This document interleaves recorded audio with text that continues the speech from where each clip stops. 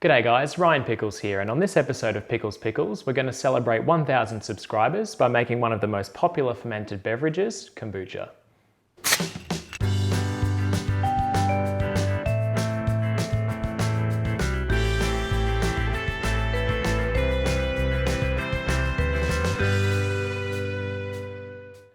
Over the last few years, kombucha's had a huge surge in popularity. While it used to be a relatively unknown alternative drink, recently it's become really successful, being stocked in supermarkets, cafes, and even gyms. And this surge has been on the back of countless claims of its supposed health benefits, everything from boosting your mood to improving your blood pressure or even reducing your risk of cancer. Now, I'm decidedly not in the camp of people who would suggest that kombucha is some sort of miracle elixir. Multiple systematic reviews have shown that there have been very few good quality studies on the effect of kombucha in humans, and it's likely that most of the health claims around kombucha are simply not supported by good evidence. It does contain probiotics, which are generally good, but I'm certainly not expecting it to drastically improve my health. For me, the reason why I make kombucha is I actually just really like the taste, and I find that it's a relatively healthy alternative to more sugary drinks.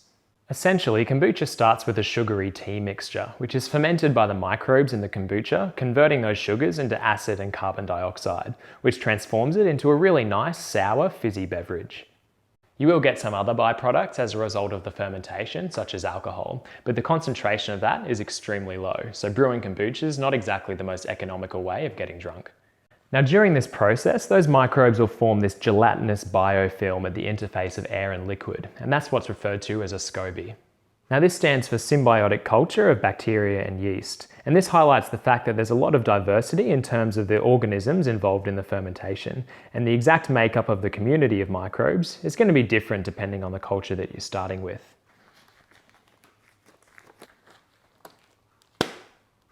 So this floppy, slimy disc is what drives the fermentation of kombucha. It looks and feels absolutely disgusting, like some kind of alien parasite, but it makes a pretty tasty drink, so just try to ignore that. Now, there are various ways to acquire a SCOBY. Over time, they form layers that you can strip away, so you can get one from someone who makes kombucha already. You can buy one, but it's actually relatively simple to make one yourself. To do that, you'll need some unflavoured, unpasteurised kombucha that'll provide the culture to get the fermentation going. Next, you'll need some tea. Now, you can use black tea or green tea, but I prefer to use a 50-50 mix of both. Don't use Earl Grey because the bergamot oils can actually inhibit fermentation.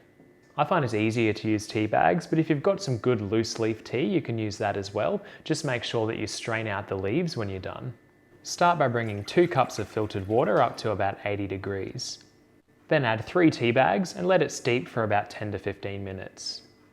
Remove the tea bags and add 3 tablespoons of sugar, or about 50 grams, and mix together until it's dissolved. I'm using cane sugar, but white sugar is fine as well. Next, you'll need to let the tea cool down to room temperature before adding it to a jar. Then combine it with your bottle of kombucha.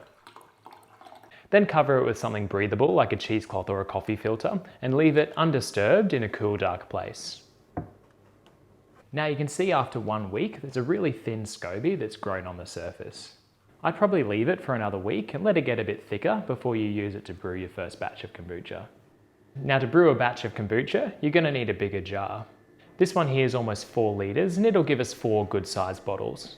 And it's also got this convenient little tap, which makes it really easy to pour the kombucha into bottles when it's done.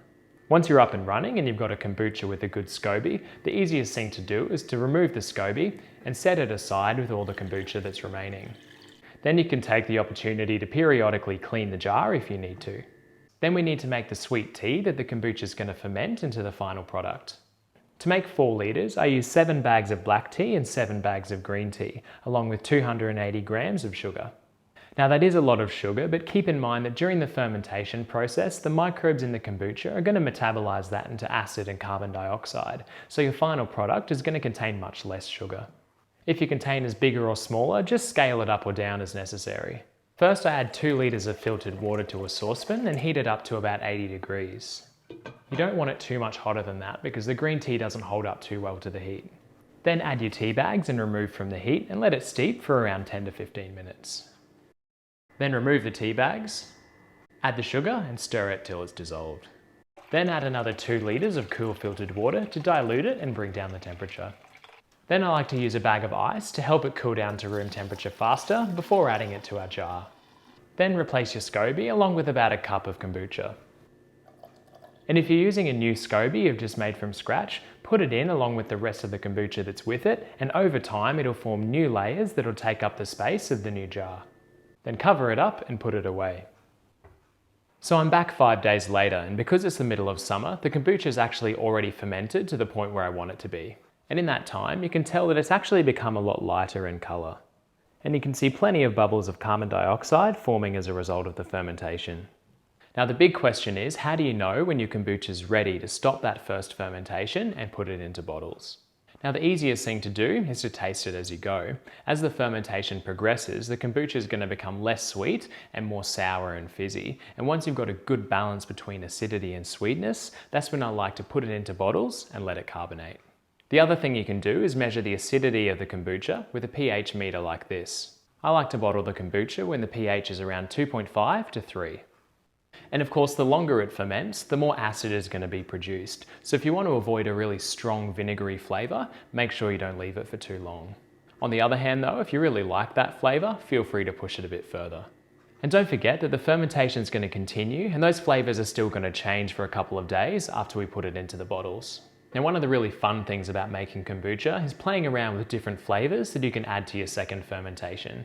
Now you can put plain kombucha into a bottle and it'll turn out great, but adding extra stuff like fruit really helps turn the kombucha up to the next level flavour-wise. So today I'm going to make 4 different flavours: peach, strawberry, lychee, and one of my favourites, passion fruit.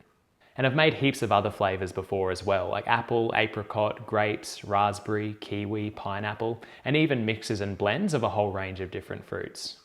What I tend to do is just go to the fruit and vegetable shop, find something that I like that's on sale, and bring it home to use. Now before we prepare the fruit, I'd just like to go through the different types of bottles you can use. It's quite easy to get your hands on plastic bottles, and they're fine to use as long as you can get a cap with a good airtight seal. Now plastic bottles are obviously more malleable than glass bottles, and this can actually be good and bad. As the fermentation progresses and the pressure inside builds, you won't be able to squeeze the bottle as much, meaning you can actually tell how carbonated it is without having to open it. That also means that the bottle can compensate for that pressure by stretching, and it's not as good at forcing the gas to carbonate the beverage. That's why I found much better results with carbonation by using glass bottles. When you're using glass bottles, it's extremely important that you use ones that are made to stand up to the pressure of fermentation. You can build up a lot of gas and a lot of pressure in these things, and the last thing you want to do is for it to blow up in your face. Now when it comes to adding fruit to the second fermentation, I like to cut or peel the fruit, then add it to a blender along with about the same volume of water. Then blend it together to the consistency of a juice or a puree. Then I like to run it through a fine mesh strainer, and that just gets rid of any seeds or fibrous material that might be left over. Then make sure you label your bottles so you know which is which. Then add about a 1/4 cup to a 1/2 cup of juice, depending on how strong you want that fruit flavour. Next, add your kombucha. Make sure you leave a few centimetres of space at the top of the bottle. That's important because it allows the drink to carbonate effectively. Now, as you might be able to tell by how much kombucha I've got left and the fact that the bottles are closed, I've actually already done that. For some reason, my phone decided to stop recording, so I've had to reshoot a few things. So please cut me some slack if there are any issues with continuity. But basically, I just put the jar on something elevated and use a funnel to pour the kombucha through the tap into the bottle. Now, if you don't have a jar that has one of these taps at the bottom, you can use a siphon to pull the kombucha from the jar into the bottle, or you can remove the SCOBY and pour it directly from the jar. Now make sure you don't put all the kombucha into the bottles because you're going to need some left over to keep your SCOBY happy until you're ready to start brewing your next batch. So we're almost there, only one more step to go until we finally get to enjoy our kombucha. And just like with the first fermentation, the time it takes for your kombucha to carbonate is going to depend on how active your kombucha is, the amount of sugar that's in the fruit that you've added, and of course your climate. The more batches you make, the more experience you get, and the easier it'll be to tell when your kombucha is going to be ready. It's a good idea, especially when you're first starting out, to come along every day or so and pop the top on the bottle and see how much gas is being released. This will give you a good idea as to how quickly the fermentation is progressing and how soon you can put your kombucha in the fridge. So I'm going to come back in about 2 days because I've found that at this temperature, that's about how long it takes for my kombucha to get a good carbonation. 2 days later, I'm going to take the kombucha and cool it down in the fridge. Cooling down the temperature will essentially stop the carbonation. There will still be some fermentation that occurs, but it'll be really slow. And at long last, you'll be able to pop the top and enjoy the result of all your hard work.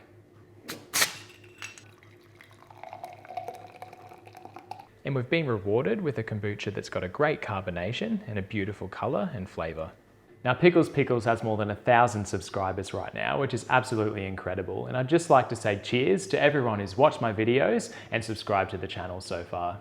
I really hope I can keep making helpful and interesting videos about fermenting and other miscellaneous food projects.